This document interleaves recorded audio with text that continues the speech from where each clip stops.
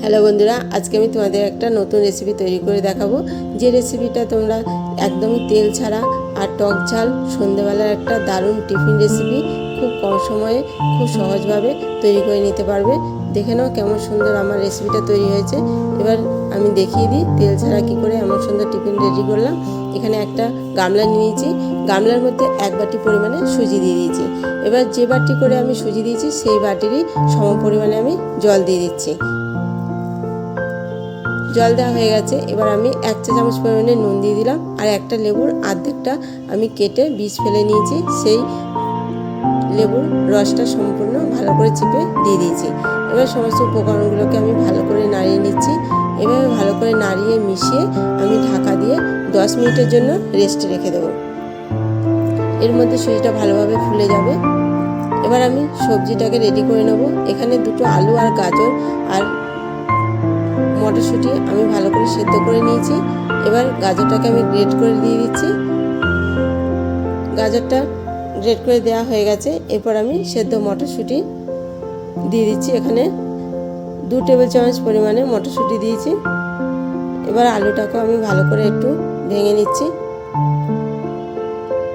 এরপর আলুর মধ্যে আমি দিয়ে দেবো 1 চা চামচ পরিমাণে নুন, আর দিয়ে দেবো সামান্য একটু লঙ্কার গুঁড়ো।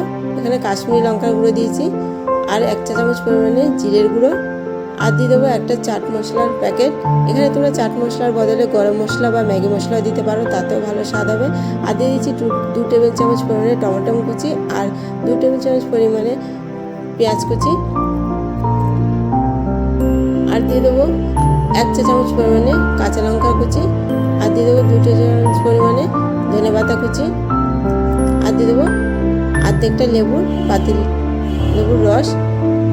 এতে এই আলু সেদ্ধটার এত সুন্দর টক ঝাল একটা চটপটা স্বাদ হবে, খেতে দারুণ লাগবে। এই সেদ্ধটা এইভাবে মেখে তোমরা ভাতের সঙ্গে ডাল দিয়েও খেতে পারো, এমনকি রুটির সঙ্গেও খেতে পারো। এবার আলু সেদ্ধটা আমার মাখা হয়ে গেছে। এবার আমি গোল গোল করে বল তৈরি করে হাতে একটু চাপ দিয়ে এভাবে গোল করে শেপ দিয়ে তৈরি করে নেব। এভাবে আমি 4টে তৈরি করে নিয়েছি। এরপর আমার রেস্টে রাখা হয়ে গেছে। সুজিটাকে নিয়ে এসেছি। এবার সুজির মধ্যে আমি কিছু সবজি মেশাবো। ফার্স্ট আমি দিয়ে দিচ্ছি 1 টেবিল চামচ পরিমাণে পেঁয়াজ কুচি, তারপরে দিয়ে দিচ্ছি হাফ টেবিল চামচ পরিমাণে কাঁচা লঙ্কা কুচি, আর দিয়ে দিচ্ছি 1 টেবিল চামচ পরিমাণে ধনে পাতা কুচি, আর দিয়ে দেবো 1 টেবিল চামচ পরিমাণে টমেটো কুচি। এবার এই সবজিগুলো দিয়েও আমি এই সুজিটাকে ভালো করে মিশিয়ে নেব। কেমন সুন্দর লাগছে সবজিগুলো দিয়ে সুজিটা।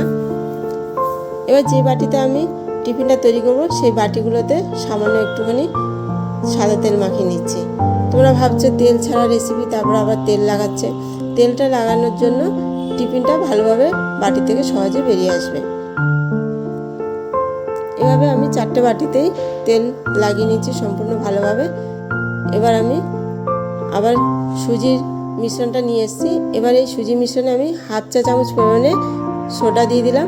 এই সোডাটা দেওয়ার কারণে এই সুজির ব্যাটারটা খুব সুন্দর কেকের মতো বলতে পারো, আবার ভাপা পিঠের মতো বলতে পারো, আবার ইডলির মতো বলতে পারো, খুব সুন্দর জালিদার হয়ে ফুলবে এবং নরম ও স্পঞ্জি তৈরি হবে। এবার মিশিয়ে নেওয়া হয়ে গেছে।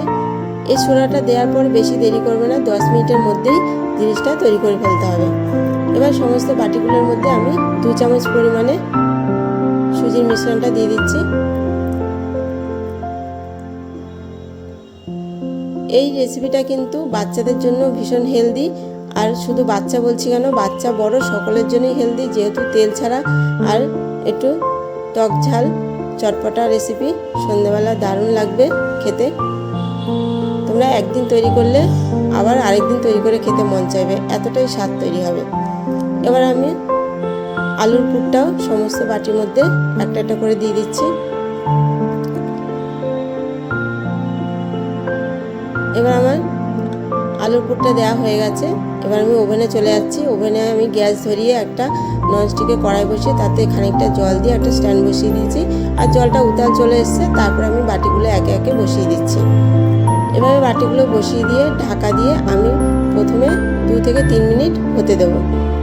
2-3 মিনিট হয়ে যাওয়ার পর তারপরে আবার আমি ঢাকনাটা তুলে এর মধ্যে বাকি বেটারগুলো উপর দিয়ে আবার দিয়ে দেবো।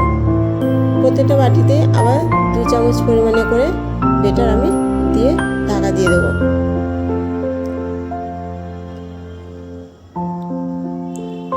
এভাবে এই রেসিপিটা তৈরি করে খেয়ে একটু দারুণ লাগবে। তোমরা একবার অন্তত খেয়ে আমাকে কমেন্ট করে জানাবে সত্যি দিদিভাই দারুণ হয়েছে এই রেসিপিটা। তেল ছাড়া, এখন তো তেল কেউ পছন্দই করে না, তেল ছাড়া এই রেসিপি আমাদের দারুণ লেগেছে।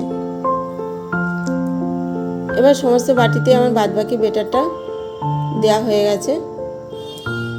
এবার আমি আগের মতো ঢাকা দিয়ে আরও 7 থেকে 8 মিনিট হতে দেবো।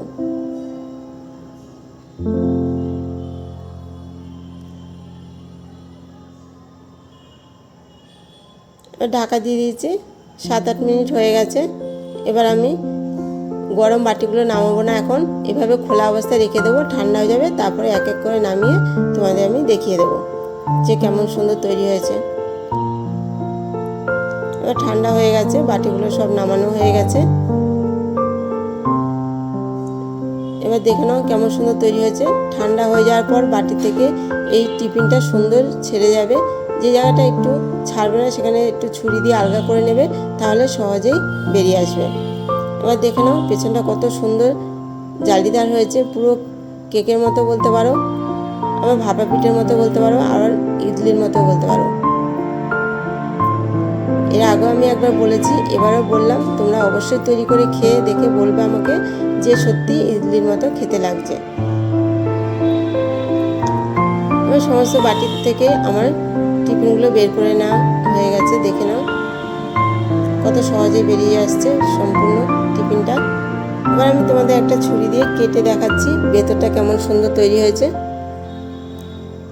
কাটা দেখেই বুঝতে পারছো কতটা নরম হয়েছে, ভেতরটাও খুব সুন্দর লাগছে। এবার আমি একটু ভেঙে দেখিয়ে দিই হাত দিয়ে। এই দেখো কত সুন্দর কেকের মতো সুন্দর স্পঞ্জি নরম হয়েছে। এভাবে একবার অন্তত তৈরি করে খেয়ে দেখবে, দারুণ লাগছে। কত সুন্দর টিফিন, তা আবার তেল ছাড়া এত সুন্দর টিফিন রেসিপি অবশ্যই তৈরি করবে।